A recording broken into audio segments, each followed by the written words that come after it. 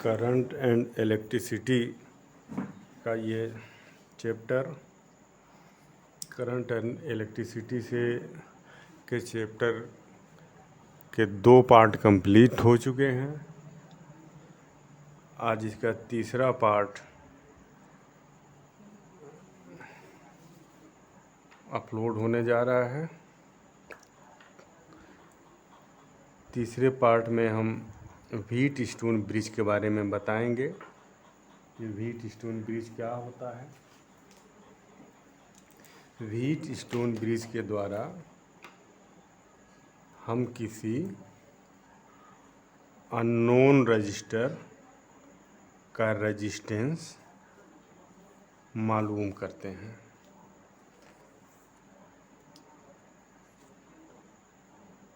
इसका This method was first suggested by a British physicist, Sir Charles F. Wheatstone in 1843। 1843 में एक sir Charles F Wheatstone scientist था। उसने एक arrangement दिया जिसे व्हीटस्टोन ब्रिज के नाम से हम जानते हैं, और उस अरेंजमेंट के द्वारा किसी अननोन रजिस्टर का रेजिस्टेंस निकालने में हमें काफ़ी सहायता मिली। तो Wheatstone bridge it is an arrangement of 4 register used to determine one of these register. This method was first suggested by a British physicist sir Charles F Wheatstone in 1843। अब आप देखिए, ये व्हीटस्टोन ब्रिज को मैं बताऊं आपको detail में। Wheatstone bridge में ये 4 आर्म होते हैं।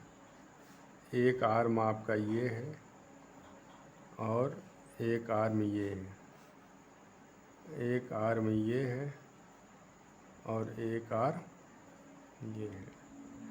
इस दोनों आर्म पर हम सेल या बैटरी लगाते हैं और इस आर्म पर हम गैल्वेनोमीटर लगा देते हैं, और इस आर्म पर एक रेजिस्टेंस लगाया गया है P और उस पर एक रेजिस्टेंस लगाया गया है Q। इस पर एक रेजिस्टेंस R और इस पर S लगाया गया है रेजिस्टेंस, और ये गैल्वेनोमीटर है।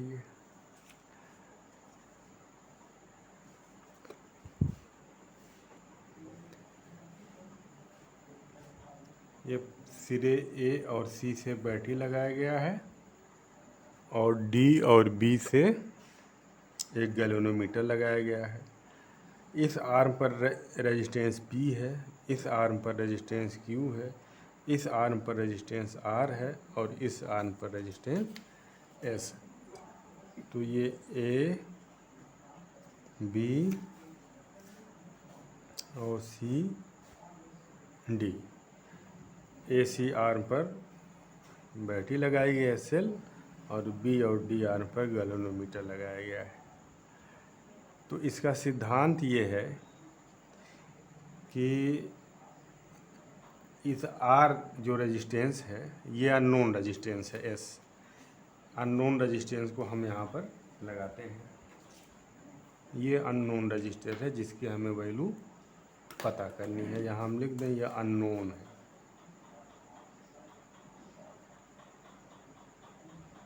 ये अननोन है, और ये जो रेजिस्टेंस है ये वेरिएबल है। ये वेरिएबल रेजिस्टेंस है। ये इसके वैल्यू को आप कम ज़्यादा कर सकते हैं। P और Q ये फिक्स रेजिस्टेंस है। P और Q ये 2 रजिस्टर हैं जिसकी वैल्यू फिक्स होती है। R की वैल्यू को आप अपनी सुविधा के अनुसार घटा बढ़ा सकते हैं।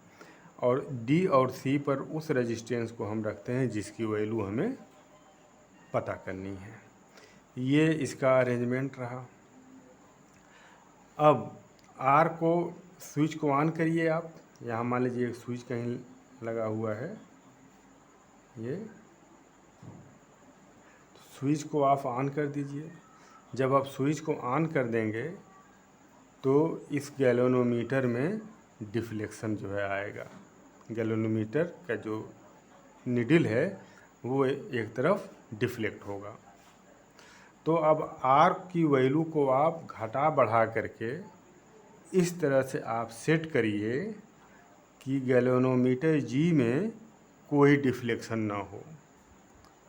तो गैल्वेनोमीटर जी में जब कोई डिफ्लेक्शन नहीं होगा, इसका मतलब ये है कि बी और डी ये ब्रांच है, इसमें कोई करंट नहीं बह रहा है। जब इस ब्रांच में कोई करंट नहीं बहेगा तो जी में कोई डिफ्लेक्शन नहीं आएगा। तो इसमें करंट क्यों नहीं बह रहा है? इसलिए नहीं बह रहा है कि बी और डी दोनों ऐसी कंडीशन में सेम पोजीशन सेम पोटेंशियल पर होंगे। तो जब सेम पोटेंशियल पर होंगे तो इसका जो पोटेंशियल डिफरेंस है वो ज़ीरो हो जाएगा, किसका? बी और डी का। तो ऐसी कंडीशन में P upon Q equal to R upon S. इन दोनों रेजिस्टेंस का जो रेशियो है वो इन दोनों रेजिस्टेंस के रेशियो के बराबर होगा। तो S इक्वल टू कितना होगा? S इक्वल टू हो जाएगा Q upon P into R. S equal to Q upon P into R. ये S की वैल्यू इस तरह से हम निकाल। अब यहाँ देखिए Q की वैल्यू नोन है, गिवन रहेगी कि Q की वैल्यू हमें पता रहेगी, P की भी वैल्यू मालूम है और R की वैल्यू भी मालूम है, R की वैल्यू भी मालूम है। तो ये तीनों जो रेजिस्टेंस है वो नोन होंगे और ये रेजिस्टेंस अननोन है जिसकी हमें वैल्यू नहीं पता है। तो S equal to Q upon P into R. Q known है, P नोन है और R भी नोन है। तो इस तरह से Q P R की वैल्यू जब हम रखेंगे तो S की वैल्यू अननोन रजिस्टर की वैल्यू हमको मिल जाएगी। कंडीशन क्या है? कंडीशन ये है कि A, B और D आप R को इस तरह से सेट करिए कि B और D सेम पोटेंशियल पर हो जाएं। जब सेम पोटेंशियल पर हो जाएंगे तो गैल्वेनोमीटर में बहने वाला करंट ज़ीरो हो जाएगा, इस ब्रांच में करंट नहीं बहेगा, तो जी के अंदर कोई डिफ्लेक्शन नहीं आएगा। तो ऐसी कंडीशन में इसका रेशियो इन दोनों आर्म के रेशियो के इक्वल होगा। इस तरह से एस की वैल्यू हम निकाल लेंगे। देखिए यहाँ ये एस को ये अननोन है, ये पी और क्यू ये नोन है और ये आर है। ठीक, मान लीजिए अभी ये डिफ्लेक्शन ये बता रहा है, जब हमने स्विच को ऑन किया तो ये डिफ्लेक्शन बता रहा है। तो अब ये जब डिफ्लेक्शन बता रहा है तो इसके अंदर करंट जो है बहेगा। मान लीजिए इसके अंदर करंट आई एस बह रहा है। तो जब व्हीट स्टोन ब्रिज की कंडीशन को हम अप्लाई करेंगे तो आई एस ज़ीरो होना चाहिए, तो आई एस को हम ज़ीरो कर लेंगे। देखिए यहाँ से यहाँ देखिए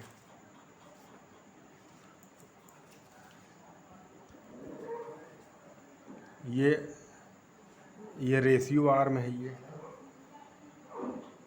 और ये अननोन है और ये वेरिएबल है ये। और हमें let resistance to be measured is S. जिस रेजिस्टेंस को हमें नापना है उसकी वैल्यू मान लीजिए एस है, तो उसको डी और सी के बीच में हम लगा देंगे। और आर को इस तरह से resistance R is so adjusted, resistance R को हम इस तरह से एडजस्ट करेंगे कि no deflection in the galvanometer, there is no deflection in galvanometer. R को इस तरह से सेट करेंगे कि गैल्वेनोमीटर में कोई डिफ्लेक्शन ना आए। तो ऐसी कंडीशन में P upon Q equal to R upon S होगा। देखिए यहाँ पर देखते हैं, the bridge is said to be balanced when there is no deflection in galvanometer. अब इस गैल्वेनोमीटर में अगर कोई डिफ्लेक्शन नहीं हो रहा है तो हम कहेंगे कि wheat stone bridge balance position में है।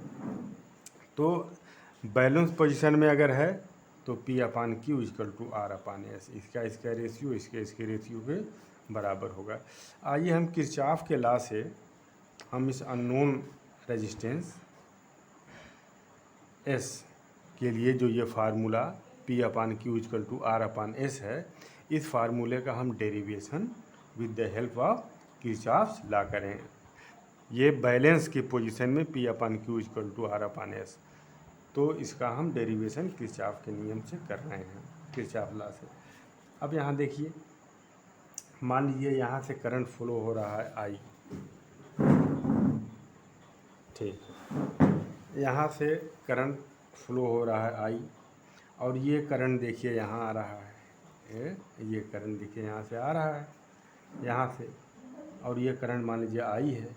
अब ये करंट जब यहाँ आएगा तो यहाँ से दो ब्रांच मिल रही है, एक ब्रांच ये मिल रही है और एक ब्रांच ये।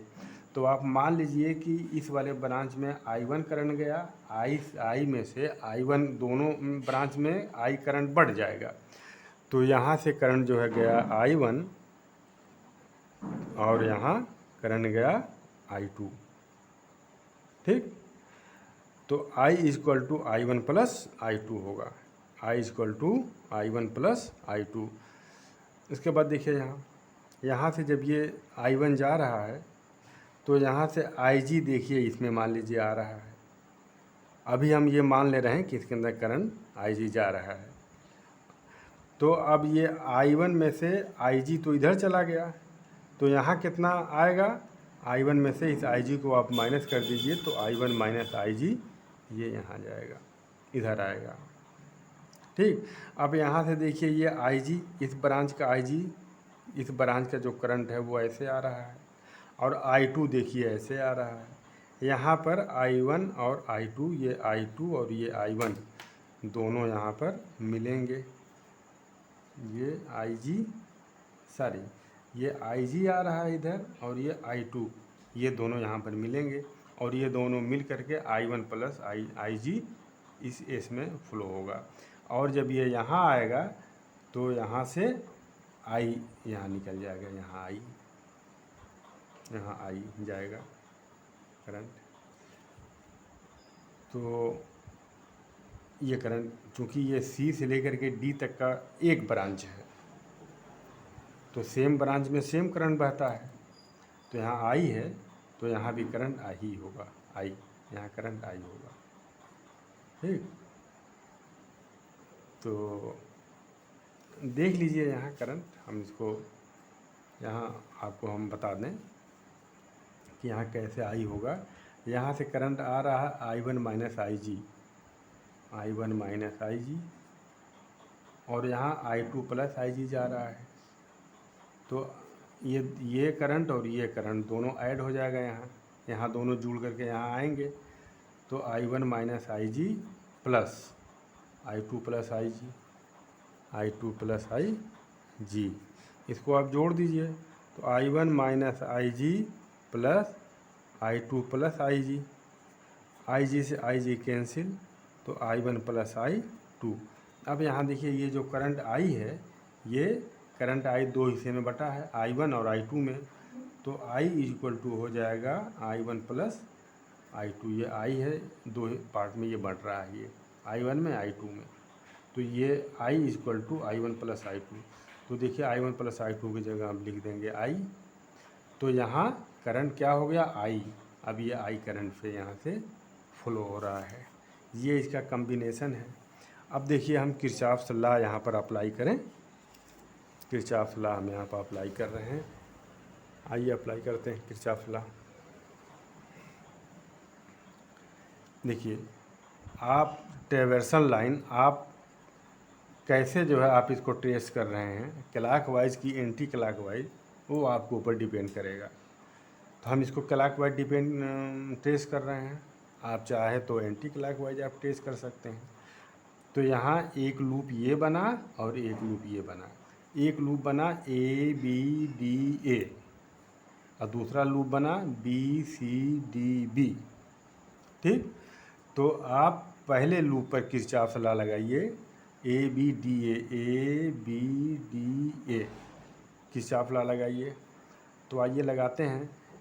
इसमें हमारे चलने का डायरेक्शन देखिए ये है, और करंट के बहने का डायरेक्शन हमारे चलने के डायरेक्शन के अगर अपोजिट हो रहा है तो माइनस होगा, और करंट भी उसी डायरेक्शन में जा रहा है जिस डायरेक्शन में जो हमारा डायरेक्शन ऑफ ट्रैवर्सल है, तो वो पॉजिटिव होगा। आइए देखते हैं। इसका जो गैल्वेनोमीटर का जो रेजिस्टेंस है उसको मान लीजिए G, गैल्वेनोमीटर का रेजिस्टेंस मान लीजिए G। तो आइए देखिए, आइए इस पर किरचॉफ लॉ लगाते हैं।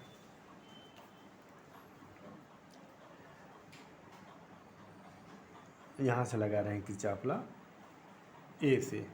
हम A से चलना शुरू कर रहे हैं। ऐसे कैसे चलें? क्लॉकवाइज डायरेक्शन में।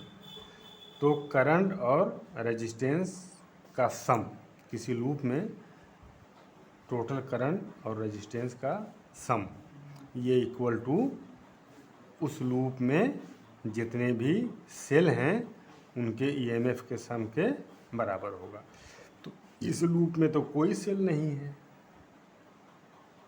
तो इस लूप में ईएमएफ का सम 0 हो जाएगा, कोई सेल नहीं लगा हुआ। तो देखिए, current into resistance I1 into P, दोनों का डायरेक्शन एक है। हम भी ऐसे चल रहे हैं, टेस्ट कर रहे हैं, और करंट भी ऐसे इसमें फ्लो हो रहा है। अब यहाँ आ जाइए, करंट ऐसे आ रहा है और हम भी ऐसे टेस्ट कर रहे हैं। तो करंट IG और रेजिस्टेंस कैपिटल G गैल्वेनोमीटर का, तो ये प्लस हो जाएगा, plus IG into capital G। फिर अब यहाँ से देखिए, यहाँ आए, अब ये यहाँ से हम फिर ऐसे चलेंगे। तो करंट ऐसे फ्लो हो रहा है, I2 का डायरेक्शन ये है, और हम इसको ट्रेस कर रहे हैं ऐसे। तो अब ये दोनों अपोजिट होगा, हमारे ट्रेस करने वाला डायरेक्शन और करंट के बहने वाला डायरेक्शन अपोजिट है। तो रेजिस्टेंस और करंट का जो मल्टीप्लाई होगा वो निगेटिव में होगा, तो ये -I2R हो जाएगा। अब ये equal to sum of total EMF, तो इसमें कोई बैटरी है नहीं, तो ईएमएफ 0 है, इक्वल टू 0 हो जाएगा। Where capital G resistance of galvanometer capital G। उसके बाद आप इस पर अब आप अप्लाई कर दीजिए Kirchhoff law. Kirchhoff law, applying Kirchhoff law for loop BCDB। इसके लिए देखिए, हम B से चल रहे हैं, I1 माइनस IG, ये करंट है टोटल, और रेजिस्टेंस R है। तो I1 माइनस IG में रेजिस्टेंस Q से मल्टीप्लाई कर देंगे, तो I1 minus IG into Q। अब यहाँ आइए, यहाँ ऐसे हम चल रहे हैं, ट्रेस कर रहे हैं। अब यहाँ देखिए, I2 प्लस IG का डायरेक्शन ये है, और हम जो ट्रेस कर रहे हैं वो ऐसे ट्रेस कर रहे हैं, क्लॉकवाइज ऐसे। यहाँ से हम ऐसे ट्रेस कर रहे हैं इस लूप के लिए ऐसे, तो ये निगेटिव हो जाएगा। तो -I2 plus IG into S, -I2 plus IG into S। अब आप यहाँ आइए, करंट ऐसे फ्लो हो रहा है IG, हम ट्रेस ऐसे कर रहे हैं, तो IG और करंट और रेजिस्टेंस का जो इसका मल्टीप्लाई वही अभी निगेटिव में होगा, तो -G इंटू IG, ये इक्वल टू टोटल ईएमएफ का सम, टोटल रेजिस्टेंस और करंट का सम इस लूप के लिए ये है, और ये इक्वल टू होगा, this must be equal to total sum of EMF. तो यहाँ तो कोई बैटरी नहीं लगी है, कोई सेल नहीं लगा है, तो यहाँ इसके लिए ईएमएफ 0, तो इक्वल टू 0 कर देंगे। अच्छा, बैलेंस कंडीशन में ये, अगर ये गैल्वेनोमीटर डिफ्लेक्शन अगर नहीं बता रहा है, तो ये व्हीटस्टोन ब्रिज हम कहेंगे कि ये बैलेंस पोजीशन में है। तो जब ये बैलेंस पोजीशन में होगा तो IG 0 होगा, कोई इसमें करंट नहीं बहेगा, इसका मतलब है कि IG 0 हो जाएगा। तो बैलेंस कंडीशन के लिए IG 0 रखेंगे हम, तो यहाँ IG 0 रख दीजिए बैलेंस कंडीशन के लिए, तो I1Q हो जाएगा। इसमें पहले देख लें, I1P plus IG capital G. अब ये आई जी ज़ीरो हो जाएगा, I G equal to zero. तो अभी इसको हम ज़ीरो कर दें तो I one P minus I two R equal to zero, I one P minus I two R equal to zero. यहाँ पर आई जी ज़ीरो करिए दूसरे लूप के लिए, ये ज़ीरो हो जाएगा तो आई वन क्यू बचा यहाँ, और माइनस ये ज़ीरो हो गया तो आई टू एस बचा यहाँ, और ये कैपिटल जी इंटू आई जी। अब ये आई जी तो ज़ीरो है तो ये पूरा ज़ीरो हो गया, तो ये आ गया I one Q minus I two S, I one Q ये तो ज़ीरो हो गया माइनस आई टू एस, ये ज़ीरो हो गया, ये ज़ीरो हो गया। तो ये तो अब देखिए यहाँ पर I one P equal to, इसको इधर लेकर के आइए, आई टू आर हो जाएगा, और I one Q equal to ये राइट हैंड साइड में लेके आइए प्लस हो जाएगा।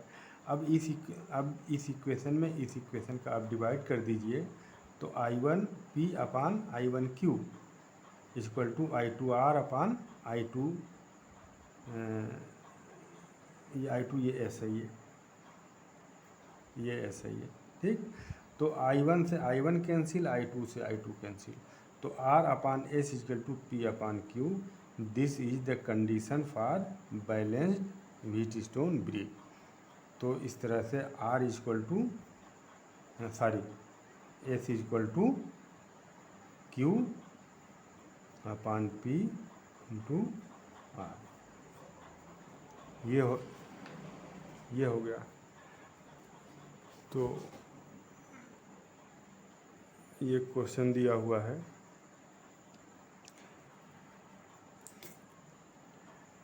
ए galvanometer in each of two given circuit, ये दो सर्किट दिया हुआ है, does not show any deflection, galvanometer जो है कोई डिफ्लेक्शन नहीं बता रहा है। यहाँ गैल्वेनोमीटर इससे लगा हुआ है और यहाँ गैल्वेनोमीटर इस पॉइंट से लगा हुआ है, यहाँ बैटरी इससे लगी हुई है इन दोनों सिरों से, यहाँ इन दोनों सिरों से गैल्वेनोमीटर लगा हुआ है, यहाँ इन दोनों सिरों से गैल्वेनोमीटर लगा हुआ है, यहाँ इन दोनों सिरों से बैटरी लगी हुई है। अब ये पूछा जा रहा है कि find the ratio of register R1 and R2, ये रजिस्टर R1 और ये रजिस्टर R2 दोनों का रेशियो हमसे पूछा गया है। तो पहले हम R1 निकाल लें फिर R2 निकाल लें और दोनों का रेशियो निकाल लेते हैं। अब यहाँ देखिए, यहाँ से करंट मान लीजिए जा रहा है I, यहाँ से करंट मान लीजिए फ्लो हो रहा है I।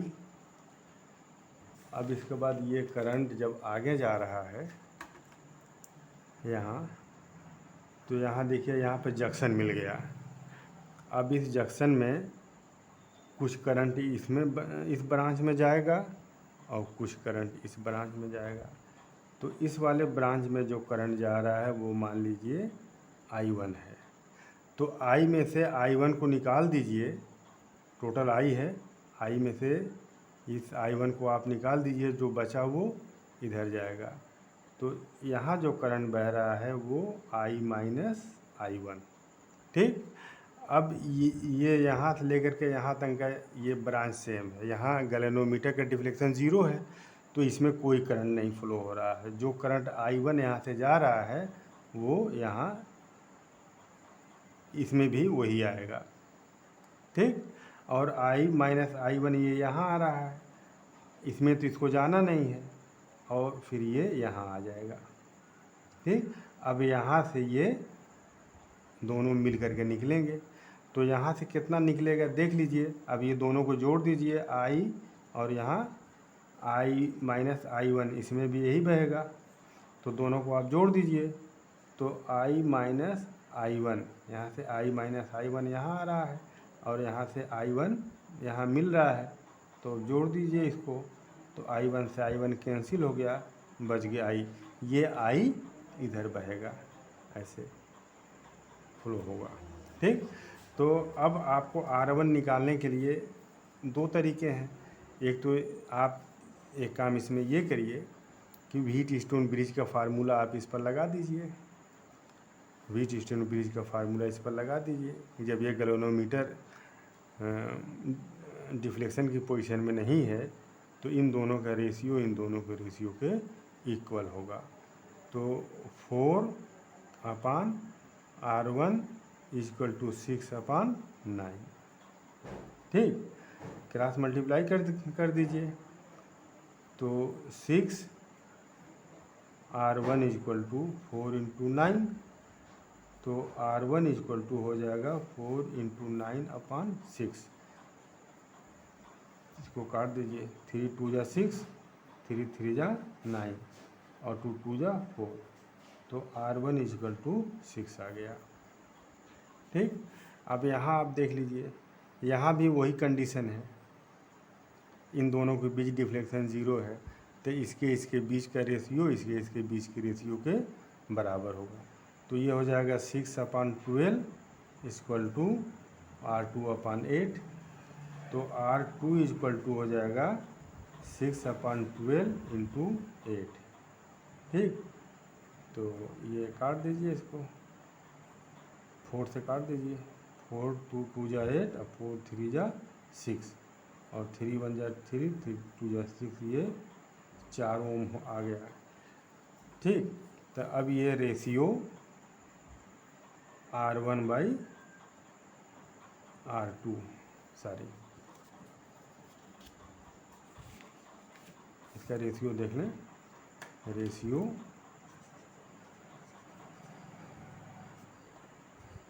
R1/R2, R1 के जगह 3 लिखें, 6 लिखेंगे और R2 के जगह 4 लिखेंगे, तो 2 3 = 6, 2 2 = 4, तो ये रेशियो आ गया R1/R2 = 3/2। देखिए ये आ गया। इस पर आप किरचॉफ्स लॉ भी आप लगा सकते हैं, किरचॉफ्स लॉ भी आप इस पर लगा सकते हैं। तो किरचॉफ्स लॉ जब आप लगाएंगे तो ये एक लूप ये बनेगा, एक लूप ये बनेगा और एक लूप ये बनेगा, एक लूप ये बनेगा, 4 लूप बनेंगे।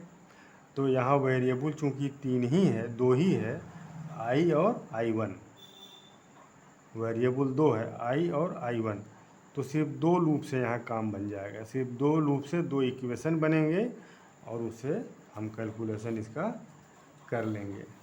आइए हम इसको लगाते हैं अब किरचॉफ के लॉ से, किरचॉफ लॉ से हम इसको लगाते हैं। देखिए,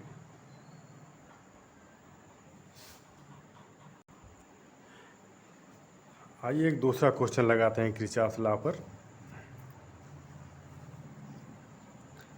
calculate the current drawn from the battery by network of resistors shown in figure. ये नेटवर्क दिया हुआ है, तो आप यहाँ देखिए, ये थोड़ा देखने में कॉम्प्लिकेटेड लग रहा है, मगर ये कॉम्प्लिकेटेड है नहीं, आसान है ये। देखिए यहाँ पर ये मान लीजिए सिरा A है, B है, तो आइए इसको M मान लेते हैं और इसको हम N मान ले रहे हैं। ठीक, अब आप देखिए कि ये जो सिरा है, सभी रेजिस्टेंस का एक सिरा, देखिए इस रेजिस्टेंस का एक सिरा, इस रेजिस्टेंस का एक सिरा और इस रेजिस्टेंस का एक सिरा एक बिंदु M से लगा हुआ है। ठीक, और इस रेजिस्टेंस का एक सिरा इसका और इस रेजिस्टेंस का एक सिरा और इस रेजिस्टेंस का एक सिरा एक बिंदु से लगा हुआ है। तो इसको हम इस तरह से बना सकते हैं, देखिए ये B और D, तो इसको हम B और D कर लें, इसको B और D कर लेते हैं, B और D। देखिए 1 ओम के रेजिस्टेंस का एक सिरा बी से, यहाँ देखिए 1 ओम के रेजिस्टेंस का एक सिरा बी से, 5 ओम के रेजिस्टेंस का एक सिरा बी से, 5 ओम के ये 5 ओम है, 5 ओम के रेजिस्टेंस का एक सिरा बी से, 2 ओम के रेजिस्टेंस का एक सिरा बी से, 2 ओम के रेजिस्टेंस का एक सिरा बी से, ये लगा हुआ है। उसके बाद फिर आप देखिए यहाँ 1 ओम के रेजिस्टेंस का एक सिरा ए से, 1 ओम के रेजिस्टेंस का एक सिरा ए से, और 2 ओम के रेजिस्टेंस का एक सिरा ए से, 2 ओम के रेजिस्टेंस का एक सिरा ए से, ठीक। और फिर उसके बाद 5 ओम के रेजिस्टेंस का, ये तो ए से हो गया, 1 ओम और 2 ओम, 1 ओम और 2 ओम दोनों का एक सिरा ए से। अब आप आ जाइए डी पर, 2 ओम के रेजिस्टेंस का एक सिरा डी से, देखिए 2 ओम का रेजिस्टेंस का एक सिरा डी से, और 4 ओम का रेजिस्टेंस का एक सिरा डी से, 4 ओम का रेजिस्टेंस का एक सिरा डी से लगा हुआ है। तो ये हो गया। यहाँ सी पर आइए देखते हैं, ये ए है, बी यहाँ है ना, इसको सी कर लीजिए, ये सी कर लेते हैं इसको सी। अब देखिए यहाँ पर सी की क्या कंडीशन बनती है, 2 ओम के रेजिस्टेंस का एक सिरा सी से, और 4 ओम के रेजिस्टेंस का एक सिरा सी से, 2 ओम के रेजिस्टेंस का एक सिरा सी से, 4 ओम के रेजिस्टेंस का एक सिरा सी से। इस तरह से ये इसको हम ऐसे हम इसको बना सकते हैं, ठीक। ये 5 ओम का जो रेजिस्टेंस है ये लगा हुआ है 1 ओम के रेजिस्टेंस और 2 ओम के रेजिस्टेंस के बीच वाले सिरे से 5 ओम का एक सिरा। तो 1 ओम और 2 ओम के बीच वाले पॉइंट से 5 ओम का एक सिरा लगा है, और 5 ओम का जो दूसरा वाला सिरा जो लगा हुआ है वो 4 ओम के एक सिरे से और 2 ओम के एक सिरे से। तो 4 ओम के एक सिरे से और 2 ओम के एक सिरे से, देखिए ये लगा हुआ है। तो इसको हम सेम ऐसा हम इसको लिख सकते हैं। अगर आप 5 ओम के रेजिस्टेंस को आप हटा दीजिए, जैसे व्हीटस्टोन ब्रिज में देखिए ये 5 ओम का जो रेजिस्टेंस है, देखिए इस वाले कारण से जो है जुड़ा हुआ है, इस वाले पॉइंट से बी से और डी से। यहाँ भी देखिए 5 ओम का जो रेजिस्टेंस है, ये बी क्या है, इसका और इसका 1 ओम के रेजिस्टेंस और 2 ओम के रेजिस्टेंस के बीच वाले हिस्सा ये बी है, उससे जुड़ा हुआ है। तो 1 ओम रेजिस्टेंस और 2 ओम रेजिस्टेंस के बीच वाला जो पॉइंट ये बी है, उससे ये 5 ओम का एक सिरा जुड़ा हुआ है, 5 ओम का एक सिरा जुड़ा हुआ है ये, ठीक। उसके बाद 5 ओम का जो दूसरा वाला सिरा है वो देखिए डी से जो जुड़ा हुआ है इस हिस्से। डी कौन है, 2 ओम और 4 ओम का रेजिस्टेंस जहाँ कनेक्ट होता है वो डी है। तो 2 ओम और 4 ओम का जहाँ कनेक्ट होता है वो देखिए डी है। तो कहने का मतलब ये है कि इसको आप इस तरह से आप इसको बना सकते हैं सिंप्लिसिटी के लिए। तो अब इस पर हम किरचॉफ लॉ लगाएं, हमें पता है इसमें क्या करना है कि बैटरी कितना करंट ले रहा है। तो आइए इसको पता करते हैं, देखते हैं। मान लीजिए यहाँ से करंट यहाँ आई है, तो अब यहाँ मान लीजिए करंट गया I1, यहाँ से करंट यहाँ आया ए पर इसको 2 रास्ता मिल गया, एक ये मिल गया और एक ये मिल गया। तो यहाँ अगर I1 चला गया करंट, तो ये क्या बचा, ये I में से I1 माइनस कर दीजिए, वो इसमें फ्लो होगा, I माइनस I1। तो अब यहाँ आप देखिए कि अगर इन दोनों का रेशियो, इन दोनों के रेशियो के बराबर है तो इसमें कोई करंट फ्लो नहीं होगा। इसका रेशियो 1:1 है और इसको भी 2/4 करेंगे तो 1:1 है। तो इस पर भी आप व्हीटस्टोन ब्रिज का फार्मूला आप लगा सकते हैं, मगर हम इसको किरचॉफ लॉ से प्रूफ कर रहे हैं। व्हीटस्टोन ब्रिज का भी फार्मूला इस पर लगेगा, मगर हम इसको प्रूफ कर रहे हैं किरचॉफ लॉ से। तो आप देखिए यहाँ से I माइनस I1 आया और आई माइनस आई वन यहाँ आएगा।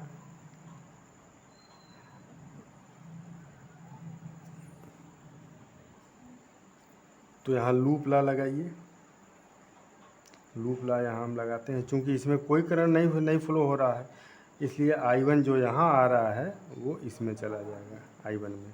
इसमें करंट क्यों नहीं फ्लो हो रहा? क्योंकि इसका रेशियो इक्वल है। तो ये बैलेंस पोजीशन में B और D दोनों सेम पोटेंशियल पर होंगे, इसमें कोई करंट नहीं बहेगा। तो अब ये यहाँ से यहाँ आया I1 और यहाँ से I माइनस I1 यहाँ फ्लो हो रहा है, और I माइनस I1 यहाँ आएगा, यहाँ से I माइनस I1। यहाँ पर दोनों ऐड हो जाएंगे। यहाँ पर अगर ये दोनों ऐड होंगे तो इसी पॉइंट है ना, देखिए अब दोनों को यहाँ पर जोड़ दीजिए। ये I1 आ रहा है और ये प्लस I माइनस I1 आ रहा है, I माइनस I1 से I1 कैंसिल, ये I बचेगा, वो I इधर आएगा। तो एक बार हम इस लूप को लेते हैं, ये वाला loop A B C E A, और एक बार हम लेंगे ये वाला loop A D C E A। तो for loop A D C E A। इस लूप के लिए देखिए आप, इस लूप के लिए देखते हैं A D C E A। तो करंट और रेजिस्टेंस का सम निकालते हैं। तो यहाँ देखिए करंट कितना फ्लो हो रहा है, I माइनस I1 इंटू 2, और फिर प्लस हमारे जो हम ट्राइवर्सल का जो डायरेक्शन है, हम जो इसको ट्रेस कर रहे हैं, इसको हम ऐसे हम इसको ट्रेस कर रहे हैं, इस तरह से हम इसको ट्रेस कर रहे हैं। करंट भी देखिए इसमें ऐसे ही फ्लो हो रहा है। तो ये करंट और रेजिस्टेंस का मल्टीप्लिकेशन ये हो गया। और फिर प्लस यहाँ देखिए करंट यहाँ I माइनस I1 है, जो करंट यहाँ है वही करंट यहाँ बहेगी, क्योंकि इसमें तो कोई करंट जा नहीं रहा है, ज़ीरो इसमें। तो प्लस हो जाएगा I माइनस I1 इंटू 4। अब ये इक्वल टू, देखिए हम ऐसे इसको टेस्ट कर रहे हैं, यहाँ निगेटिव से पॉजिटिव की तरफ जा रहे हैं। निगेटिव से, ये 4 वोल्ट का है, ये निगेटिव से पॉजिटिव की तरफ अगर हम चलेंगे तो EMF पॉजिटिव होगा। यहाँ 4 हो गया। अब इसको आप सॉल्व कर लीजिए, I 2 से मल्टीप्लाई कर दीजिए, 2I minus 2I1 plus 4I minus 4I1 equal to 4, 2I और 4I 6I minus 2I1 minus 4I1, तो minus 6I1 equal to 4। 2 common ले लीजिए, इसमें मिल जाएगा।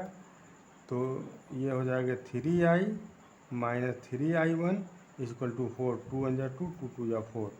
तो ये हमको मिल गया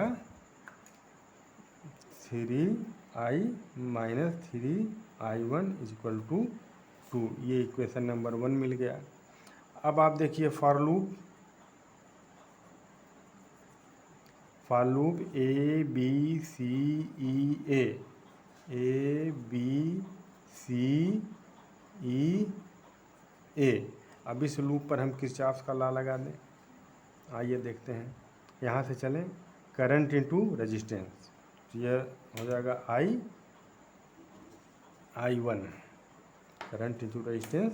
देखिए यहाँ पर I1 हो जाएगा। ये यहाँ हम लिखते हैं I1 इंटू 1, और यहाँ अब ये I1 जब इधर आया तो इसको 2 रास्ता मिला, मगर इस रास्ते पर में कोई करंट नहीं जा रहा है। इस ब्रांच में ये बैलेंस पोजीशन में है, दोनों का रेशियो इक्वल है दोनों आर्म का, इसमें कोई करंट नहीं बहेगा। तो यही I1 इसमें आ जाएगा। तो यहाँ करंट और रेजिस्टेंस का मल्टीप्लाई निकाल लीजिए और दोनों को जोड़ दीजिए, I1 इंटू 2 यहाँ। अब फिर यहाँ से ऐसे आएगा, यहाँ अब देखिए निगेटिव से पॉजिटिव की तरफ चल रहे हैं, तो इसका EMF पॉजिटिव होगा, तो ये हो जाएगा प्लस 4। तो ये 2I1 इक्वल टू, सॉरी ये 2I1 और ये I1 3I1 हो गया, 3I1 इक्वल टू 4। तो I1 इक्वल टू हो जाएगा 4/3।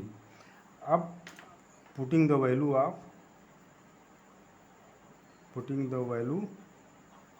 Of I1 in equation 1। अब ये इक्वेशन 1 में आप पुट कर दीजिए। इक्वेशन 1 क्या है, 3i minus 3i1 equal to 2। तो 3i माइनस 3 इंटू I1 की वैल्यू यहाँ से रख दीजिए 4/3, 3 से 3 कैंसिल हो गया।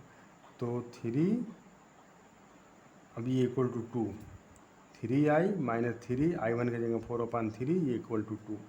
तो 3i minus 4 equal to imply that 3i minus 4 equal to 2। तो 3i इक्वल टू 2, 4 इधर जाएगा तो प्लस हो जाएगा। तो 3i इक्वल टू 6, तो i इक्वल टू आ जाएगा 6/3 और ये 6/3 इक्वल टू 2 एम्पियर। तो answer i equal to 2 ampere. देखिए ये इसको हमने किरचॉफ लॉ से निकाला है, इसको हम किरचॉफ लॉ से निकाले हैं। और आप व्हीटस्टोन ब्रिज से आप इसको निकाल सकते हैं। देखिए इसमें जब करंट नहीं फ्लो हो रहा है तो इसको आप कैलकुलेशन में नहीं लेंगे, इसको हटा देंगे। जब इसको हटा देंगे तो ये और ये सीरीज में हो जाएगा। तो 1 ओम और 2 ओम कितना हो गया, 3 ओम हो गया। और ये 2 ओम है और ये 4 ओम है, ये सीरीज में हो गए। तो 4 और 2 6 ओम हो गए। तो आप इसको इस तरह से भी लिख सकते हैं। देखिए आप इसको इस तरह से भी लगा सकते हैं कि अब ये 1 ओम और 2 ओम और यहाँ 2 ओम 4 ओम। अब ये दोनों को आपस में जोड़ दीजिए और यहाँ से आप बैटरी लगाए हैं 4 वोल्ट का। तो अब ये हो गया 3 ओम, ये 3 ओम हो गया, सीरीज में है। और ये 2 ओम और 4 ओम 6 ओम हो जाएगा।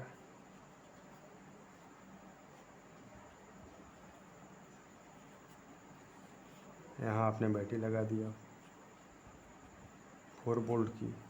तो अब इसको आप ऐड कर लीजिए दोनों को जब आप ऐड करेंगे तो ये आ जाएगा 1/R, पैरेलल में है ना। तो 1/R इक्वल टू 1/3 प्लस 1/6, 6 एल्सियम हो जाएगा।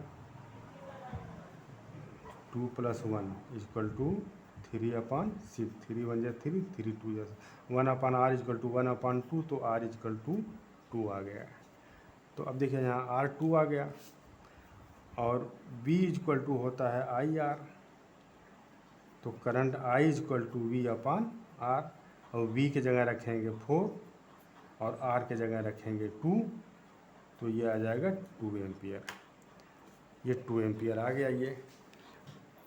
तो इस तरह से ये बहुत कम समय में, बहुत कम टाइम में ये क्वेश्चन आपका इस मेथड से हल हो गया। मगर चूंकि किरचॉफ लॉ पर बेस्ड कुछ क्वेश्चंस हमको कराने हैं, इसलिए हमने इसको किरचॉफ के लॉ से भी लगा दिया ताकि आप किरचॉफ लॉ कैसे अप्लाई होता है उसको आप समझ जाएं। अब नेक्स्ट वीडियो में किरचॉफ लॉ से रिलेटेड कुछ और क्वेश्चंस हम सॉल्व करेंगे और इसके बाद सीरीज रेजिस्टेंस का सीरीज का कम्बिनेशन और parallel combination, series combination R equal to R1 plus R2 plus R3, parallel combination 1/R equal to 1/R1 plus 1/R2 plus 1/R3। जहाँ R1 R2 R3 पहले वाले में सीरीज में लगे हुए हैं तो टोटल जो रेजिस्टेंस होगा R equal to R1 plus R2 plus R3, और यही तीनों अगर पैरेलल में लगे हुए हैं तो फार्मूला होगा 1/R equal to 1/R1 plus 1/R2 plus 1/3। इसको हम प्रूफ करेंगे और इस पर बेस्ड कुछ क्वेश्चन लगवाएंगे।